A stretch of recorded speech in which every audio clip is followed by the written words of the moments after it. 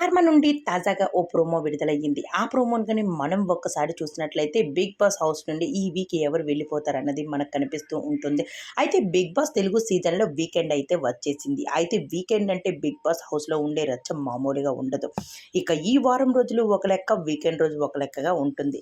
ఇక అక్కినేని నాగార్జున గారు 'big boss' stage మీదకి వచ్చి తన కామెంట్స్ అయితే చెప్తారు.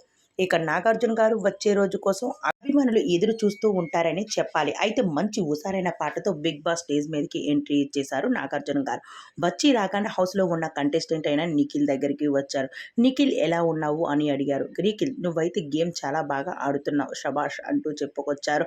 "థాంక్ యూ సార్" అంటూ ఒక్కసారిలో అనడంతో ఒక్కసారిగా మరో షాకింగ్ న్యూస్‌తో తనకి దిమ్మ తిరిగేలా చేశారన్నది మనకు కనిపిస్తూ ఉంది. అదేమిటి అంటే, "నీకు మనసనేది ఉందా నిఖిల్? అసలు ఒకసారి మనిషిని ఎలా చూడాలో కూడా తెలీదా? అయితే నేను రంగు పడింది టాస్క్ ఇచ్చాను. ఆ టాస్క్‌లో నువ్వు ఏం చేశావు? నిఖిల్ అయితే గౌతమ్‌ని కాళ్ళు పట్టుకొని ఈడ్చుకెళ్ళిపోతావా? అది ఎంతవరకు కరెక్ట్ కరెక్ట్" అంటూ ఒక్కసారిగా నిఖిల్ మీద ఫైర్ అవుతూ వచ్చారు నాగార్జున గారు. ఇదే నీ తప్పును చూపిస్తూ ఉన్నారు అభిమానులు. ఇక్కడి నుంచి నిన్ను బయటకు పంపేయమంటున్నారు. ఏం చేయమంటావు?